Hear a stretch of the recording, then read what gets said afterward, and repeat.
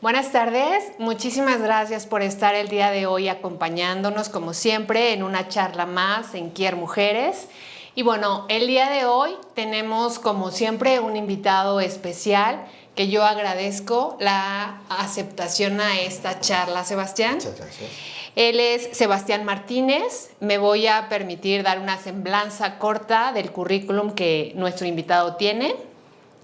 Él ejerció su carrera de bailarín profesional de ballet clásico en compañías americanas y nacionales. Es certificado en Nueva York bajo la tutela directa de Pilates Master Romana Krisanovska. Ok.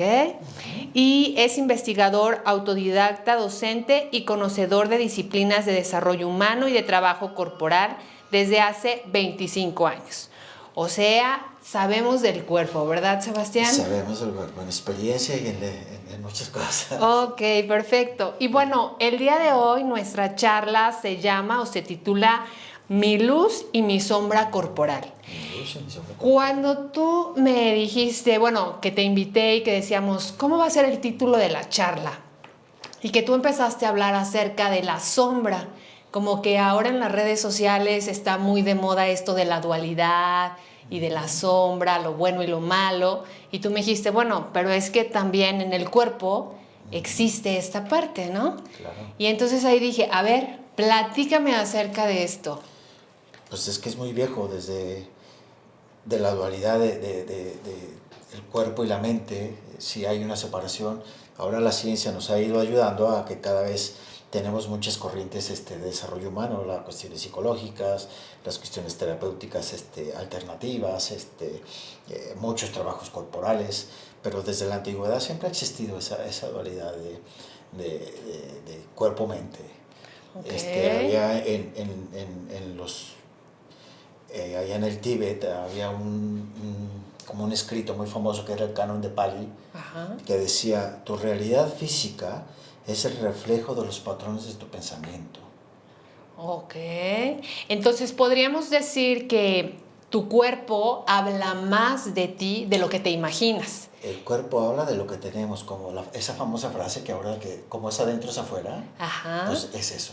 Y entonces podríamos decir ahí que incluso tal vez el cuerpo sabe más de nosotros que nosotros mismos.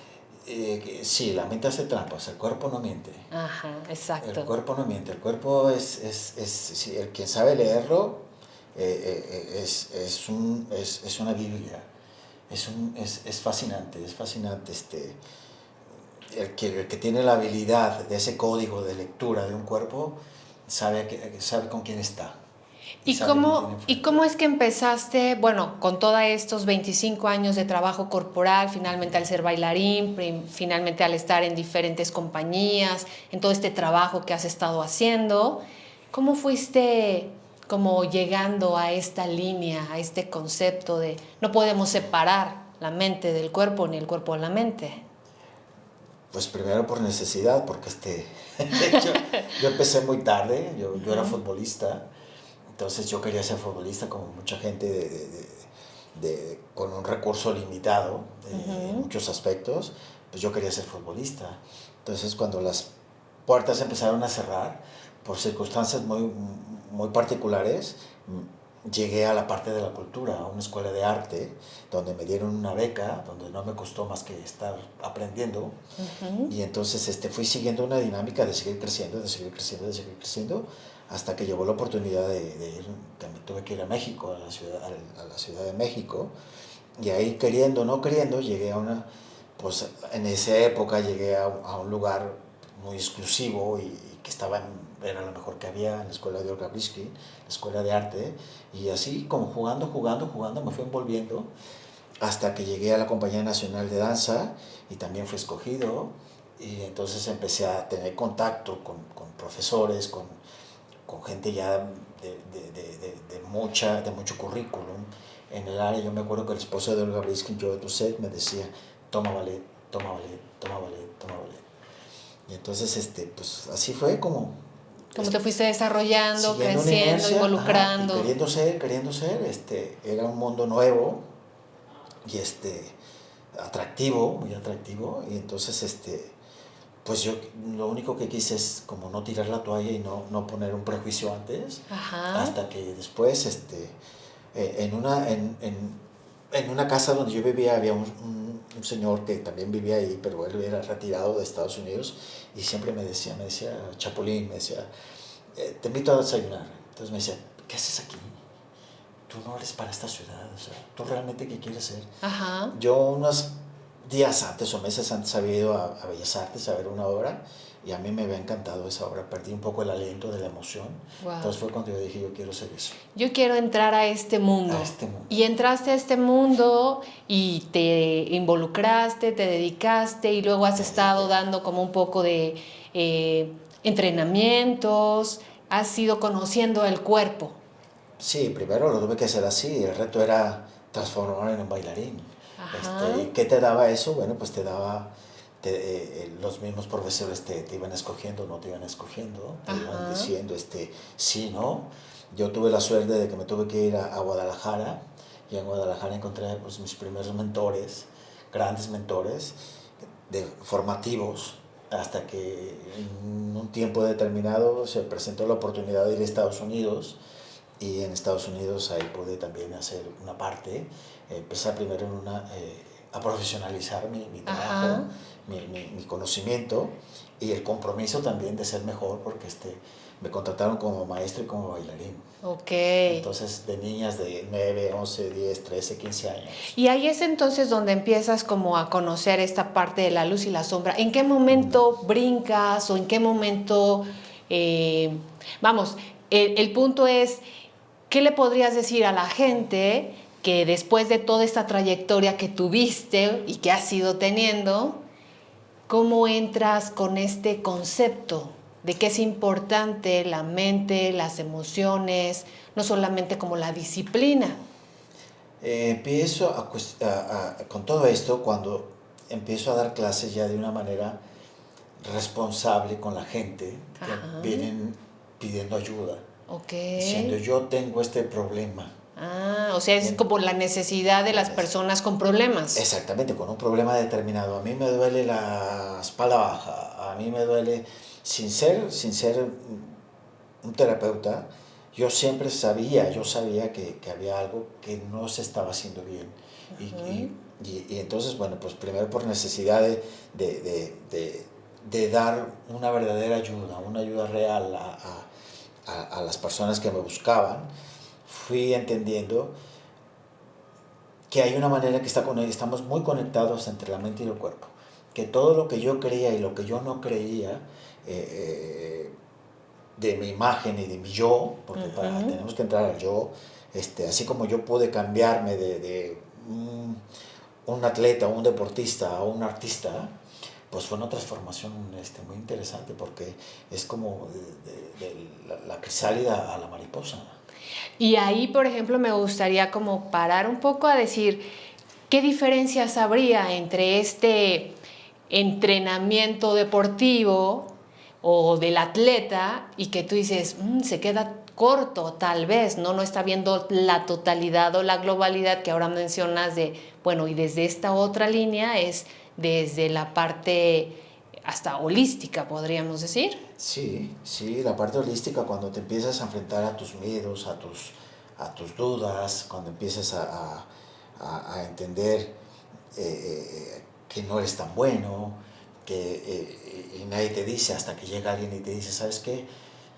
Si eres bueno, lo primero para ser bueno, tienes que darte cuenta que no eres tan bueno. Ok.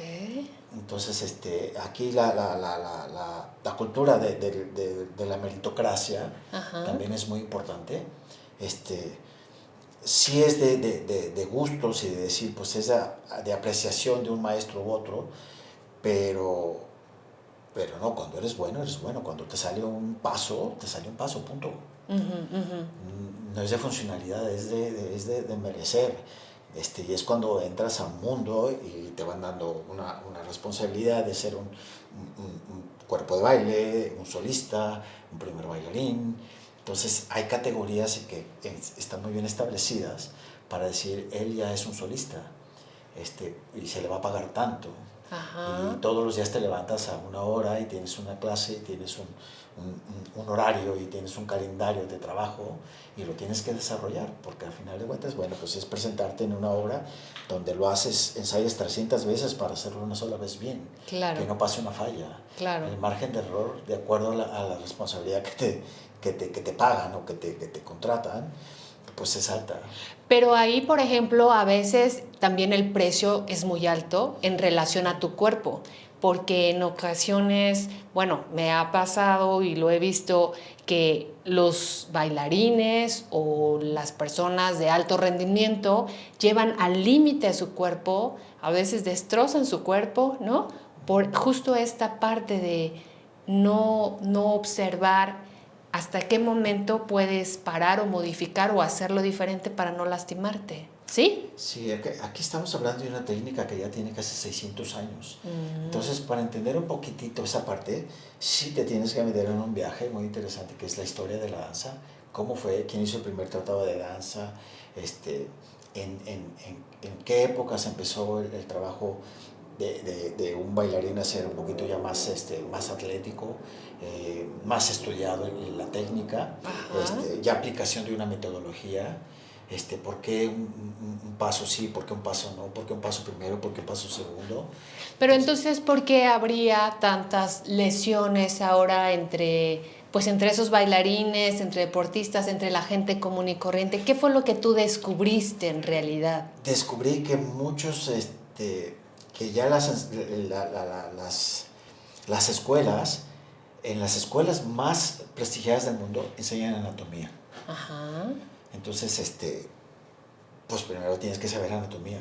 Okay. Esa sería como una clave fundamental que todo el mundo deberíamos de saber. Sí, por ejemplo, en la Ópera de París, para ser maestro en la Ópera de París tienes que pasar 5 exámenes.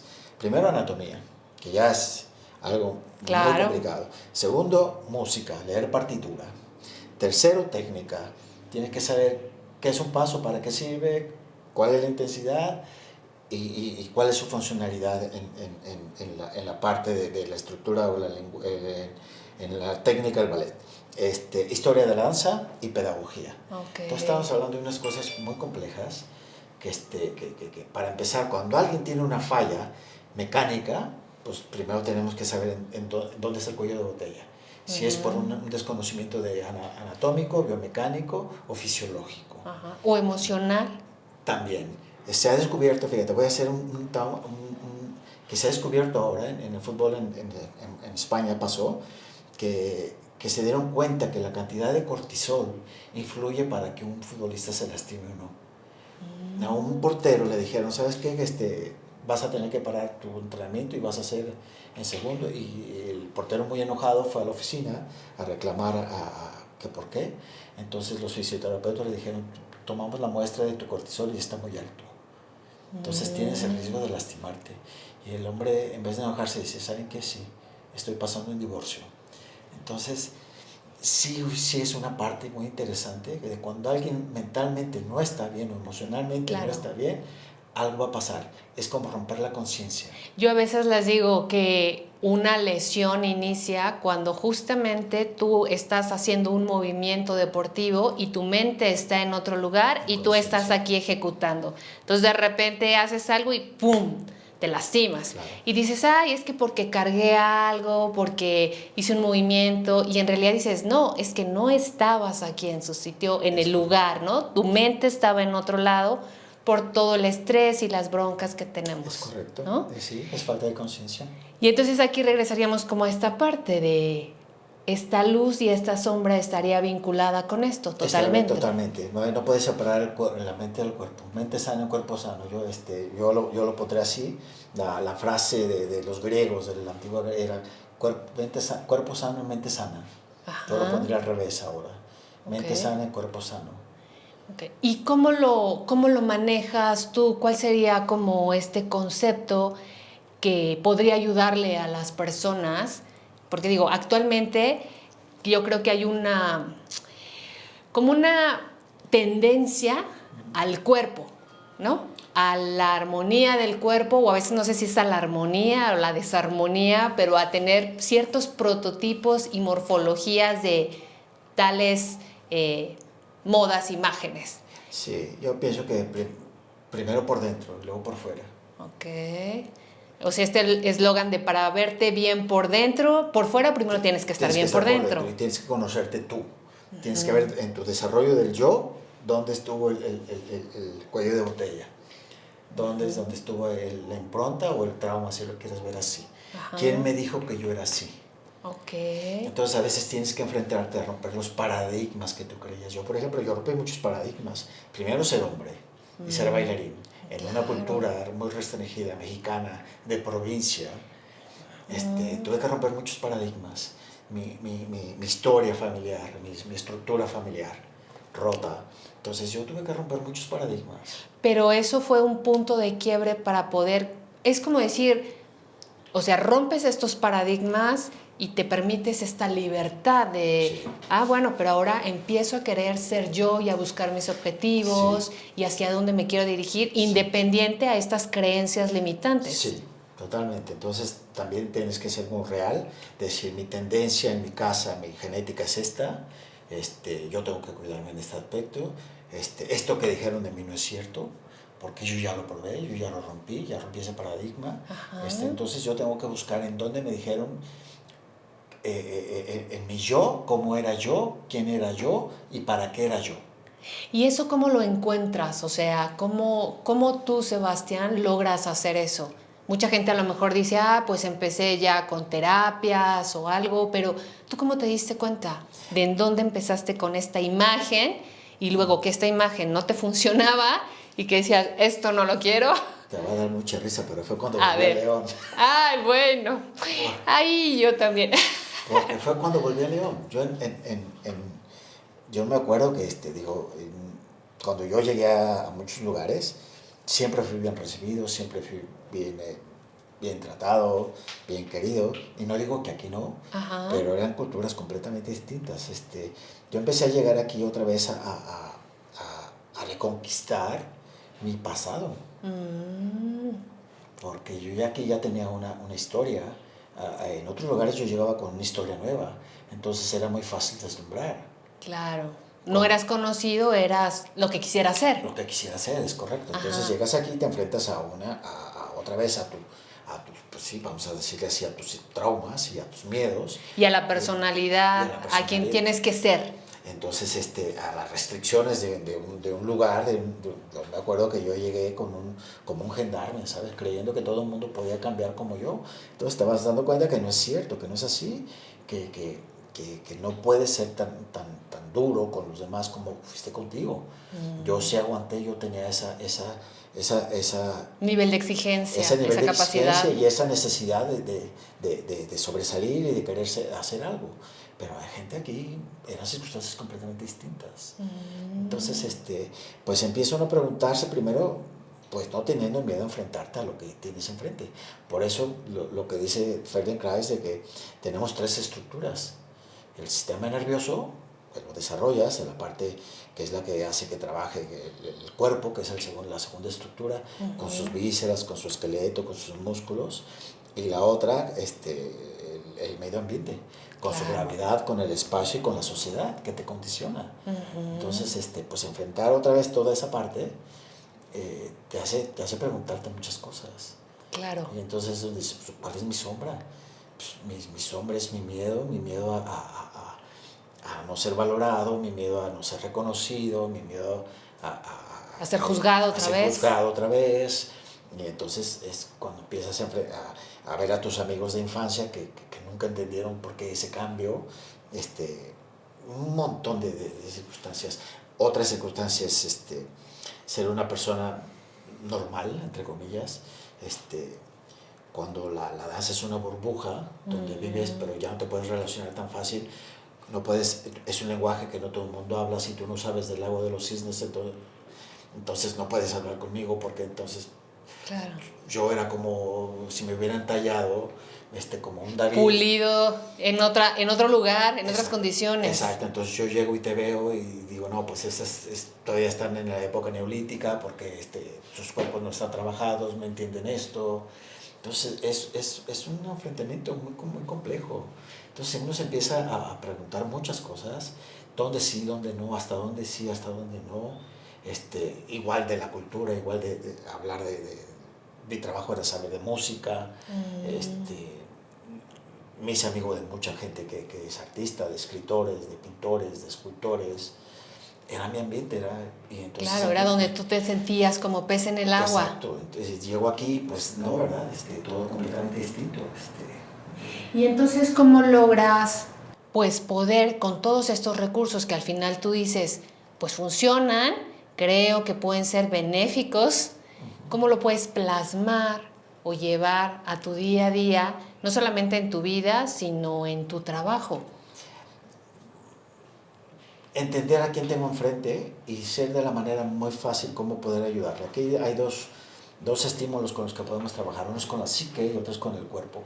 A mí me toca trabajar con el cuerpo, pero tampoco descuido la psique de decir, oye, si traes broncas o si tienes un problema, o si tienes ahorita en conflicto, pues claro que andas muy tenso. Entonces tienes que saber cómo manejar tu tensión muscular, porque va a llegar un momento en que esto te va a detonar.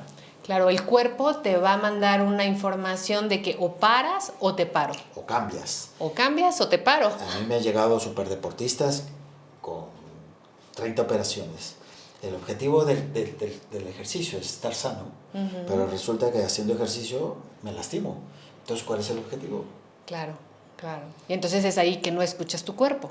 No escuchas tu cuerpo y si con lo que tienes, si yo tengo una línea de vida y de repente en un punto voy para abajo y ya estoy lastimado, ¿en dónde rompí esa parte para irme para abajo? ¿Por qué? Porque estoy donde estoy. Claro. Entonces cuando van conmigo yo sí les digo, ¿quieres estar mejor? Sí, cambia lo que sabes. Porque hasta donde estás ya te llevó a un problema.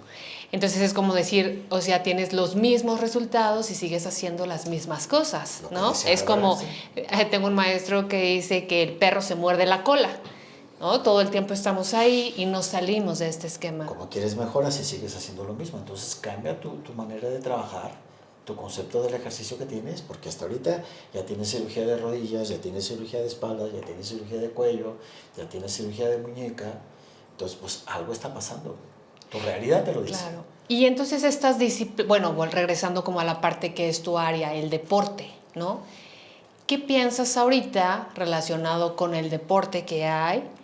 ¿Se está manejando esta línea o todavía seguimos perdidos solamente en el hacer, hasta el límite, destrózate, si no duele no sirve? Y sí. No hemos cambiado.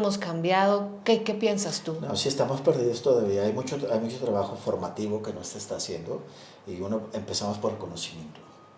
La responsabilidad de saber que si tienes a alguien enfrente de ti es totalmente tu responsabilidad.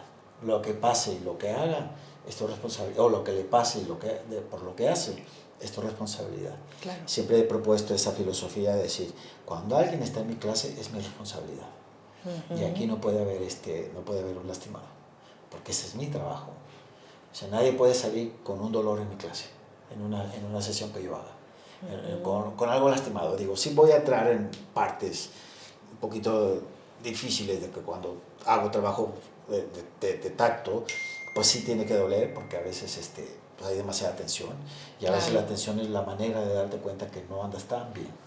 Entonces, bueno, sí, pienso que sí andamos un poquito atrasados porque hay mucho trabajo corporal, muchas técnicas que aquí no las conocemos y las conocemos así muy por encimita. Digo, yo me trabajé con varias bailando. La diferencia era que cuando yo tenía tiempos libres en compañías en Estados Unidos, me iba a tomar clases así fue como conocí Feldenkrais, como conocí Pilates, como conocí Rolfing, como conocí Alexander Technique, como conocí muchísimas técnicas. Toda esta parte somática, ¿no? Sí, que ahora le están dando un auge y una importancia, claro, que en su momento era como, esta es la anticiencia. Sí, lo alternativo. Lo alternativo. Sí. Vemos un poquito en el libro en un libro que se llama El Núcleo, ahí hay muchos científicos muy renombrados, Bohr, que estudiaron la parte de la medicina alternativa. Uno se fue a la homeopatía, otro se fue al Tao, pero científicos muy renombrados, pues, como Feldenkrais, que era un físico nuclear. Así es. O sea, no estamos separados. Y además, perdón. No estamos separados, nada más que nosotros queremos a veces las cosas más fáciles. Ahorita venía platicando un poco con mi esposa de eso, del yo, ¿no? Que al final tienes que enfrentarte a tu yo. Esa es en la parte terapéutica, en la parte de la psique, tienes que saber empezar con tu yo. ¿Cuáles fueron los primeros contactos con tu yo? ¿En qué influyeron en tu yo? Para que tú seas como seas, para que tú pienses como piensas, para que tú tengas lo que tienes y para que no tengas también lo que no tienes. Al final, ¿cuánto es la luz? Las partes bonitas que yo tengo es mi luz. Las partes que no me gustan es mi sombra. No me gusta la gordura, no me gusta lo chaparro, no me gusta lo flaco, no me gusta. Entonces estamos todo el tiempo lanzando dardos a la parte que no nos gusta. Y no valoramos la parte, pues, que es nuestra luz, el simple hecho de tener la capacidad de movernos, ¿no? El simple hecho de entender cómo funciona tu sistema nervioso, qué tan apto lo tienes, qué tan desarrollado lo tienes y qué posibilidades tienes también de seguir desarrollándolo, porque no paras. Claro. O sea, si yo puedo estar así como ahorita, temeroso y así hacia abajo, y yo me rebelo contra la gravedad, y entonces yo tengo ahí unas cositas que escribí alguna vez, que dice, la estética es de la más alta rebeldía, lo decía Albert Camus, que la estética es de la más alta rebeldía. Ir en contra de la gravedad. Ir en contra de la gravedad todo el tiempo, y eso es lo que hace un bailarín. Entonces la gente que está así derechita y que dice, ay, mira qué presumido, mira que se cree mucho. Pues sí, estás en contra de la más alta rebeldía. Claro, siempre y cuando estén en comunión adecuada con su cuerpo, ¿no? Porque también tenemos esta parte de estas personas que sí están en contra, pero no es su morfología hasta cierto punto. Entonces es como un desgaste permanente que están teniendo, que volvemos al autoconocimiento. Sí, ¿no? Y al final de cuentas, si lo logras por el desarrollo del sistema nervioso, está bien, no está mal. Claro, desde la conciencia. Desde la conciencia. Había una historia de un libro que mi maestra me prestaba de una historiadora que estudiaba mucho la parte de los griegos y decía que las embarazadas iban y se apostaban bajo la estatua de Apolo para pedirle que sus hijos fueran bellos. Desde ahí empezaba una proyección de cómo quiero ser. ¿Cómo quiero ser? Y entonces... Ese es un arquetipo.